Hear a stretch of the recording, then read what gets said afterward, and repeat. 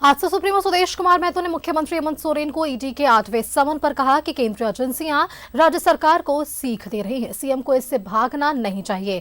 आरोप को स्पष्ट करना चाहिए। एजेंसियों की कार्रवाई का राजनीतिकरण किया जा रहा है। वहीं इंडिया गठबंधन पर उन्होंने कहा है कि इंडिया गठबंधन सिर्फ चुनाव लड़ने और जीतने को सीट शेयरिंग कह रही है।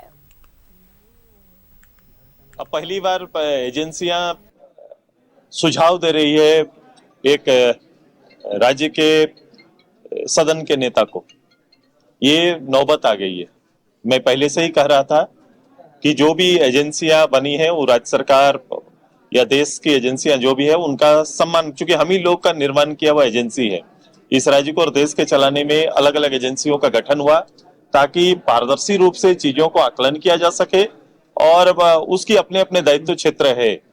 कभी कभी ये आरोप आप पर भी आ सकता है। ये आरोप अगर आप तक आते हैं तो आपको स्पष्ट करना चाहिए, ना कि इससे भागना चाहिए। आरोप शीर्ष नेताओं पर है तो शीर्ष नेताओं को एग्जाम्पल पेश करना चाहिए, उदाहरण पेश करना चाहिए कि कभी भी कोई भी आरोप लगे तो मैं उसको स्पष्ट कर सकूं। ये प्रदेश और प्रदेश की सरकार केवल खुद के लिए चला रहे हैं। राज्य की जनता से इसका कोई सरोकार नहीं और इसका परिणाम भी दिख रहा है आपको। अच्छी बात है कि कम से कम झारखंड को समझ पाएंगे। झारखंड में आप रहेंगे तो झारखंड के लोगों की भावनाओं को समझ पाएंगे। नेता जितना दिन समय बिताएंगे, जितना दिन लोगों के पास जाएंगे तो समझने का मौका मिलेगा, क्योंकि इनको समझने का मौका नहीं मिलता है ना।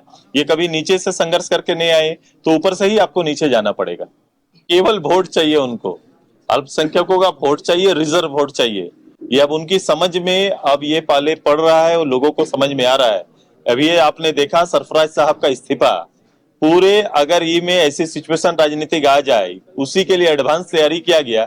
उसमें भी सबसे पहला बलि किसी का चढ़ा तो अल्पसंख्यक परिवार के ही हमारे सदस्य।